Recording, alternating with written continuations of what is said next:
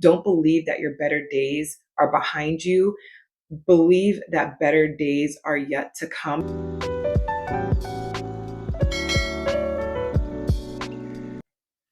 Hey y'all, my name is Shanna. And I just wanted to share some things with you guys, just help encourage you guys if you're going through a little bit of a hard time. It just dawned on me that if, I can share this with my friend and it encourage her, I'm pretty sure it can encourage you guys too. So the other day, my friend sent me a beautiful photo of her and her family sitting down together at a table, and there was like really, a really good feast of food there. There was just like, just a plethora of food, and it was just a lot of family there. And she's going through a hard time right now, and she was kind of reflecting on the fact that look at the good old days. The good old days were so good and we had such a better time. And I just miss the good old days because currently, right now, she's going through a bit of a hard time.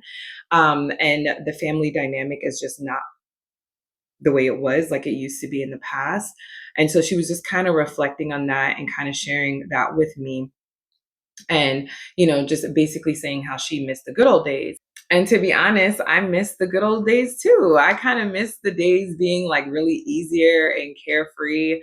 And, just it being a lot better. And I also kind of noticed like on Instagram, like some of my friends like reposting videos of, kind of just implying that they've been through a bit of a hard time, and they're just happy that they survived the year, and some of them have shared that with me as well. And so just obviously it's apparent that people are going through hard times, and then there are people who are going through some good times. And so it's understandable that when you're going through a hard time, it's kind of hard to see the future. But I really, really try to remind myself of how, like, just despite how, the times in the past may have seemed better, that we need to remind ourselves that better days are yet to come.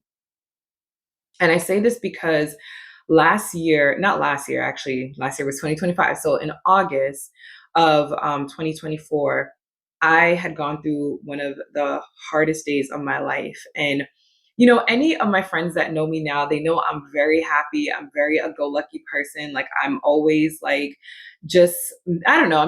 I try to be a happy person. I prefer to be a happy person. I like being a happy person. I hate dealing with hard things. Um, and usually when I am around in a space, I'm very extroverted. So I'm very like smiley. I'm usually like a smiley person. I'm very happy, go lucky. But in August of 2024, I have gone through one of the hardest times in my life. I was very suicidal and I was just not in a great place. Mentally, figuratively, I just wasn't. And during that time, I really felt like I was going to take my life. Um, I really was going to. And I think to some people that may have come off as a surprise if that would have happened. But I know God had a greater plan for me. And the only thing that kind of prevented me from going through with those actions, because I had just mentally broke down. I remember it was the first Monday in August. And I think the only reason that stopped me was because one of my really good friends actually reached out to me on that Monday when I was like, I'm done.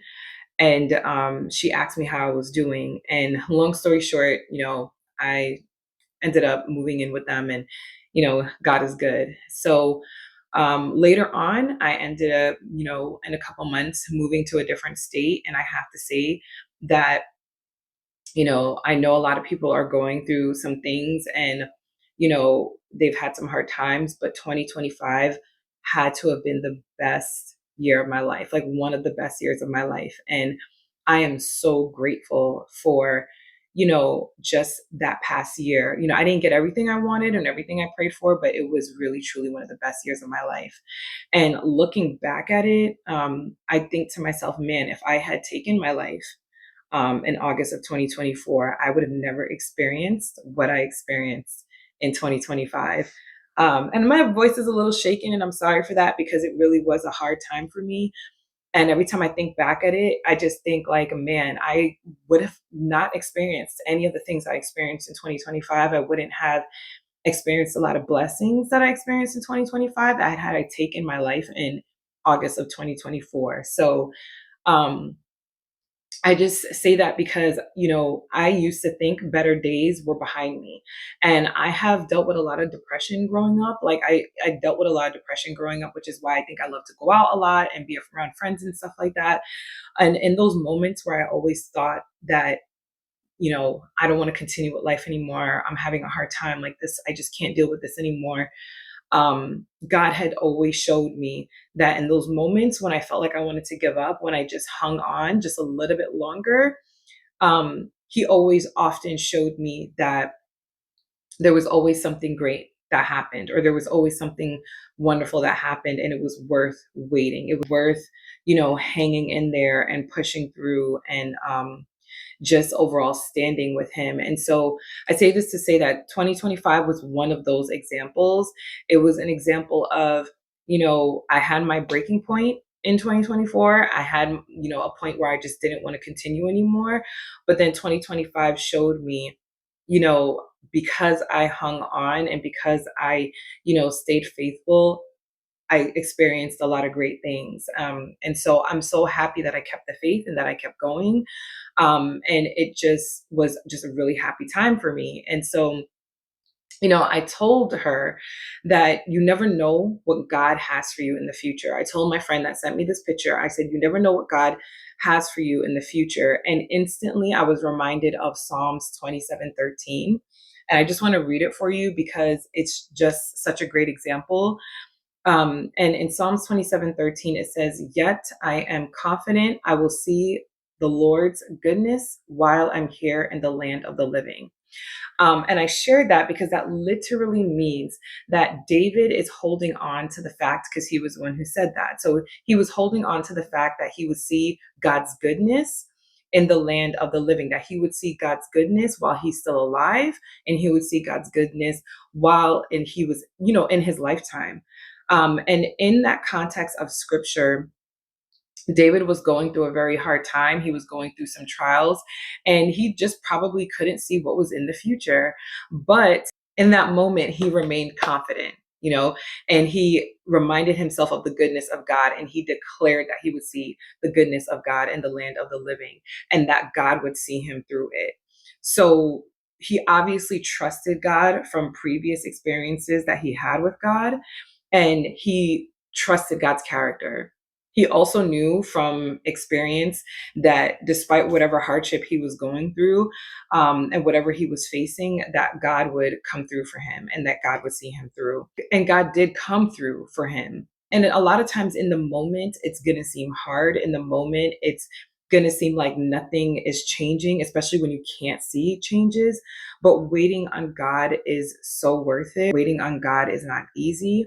Waiting on God is not always, seems fair, especially when it feels like you're going through a hard time and it feels like your prayers are not being answered fast enough, or it feels like the urgency of what you want is not a priority to God.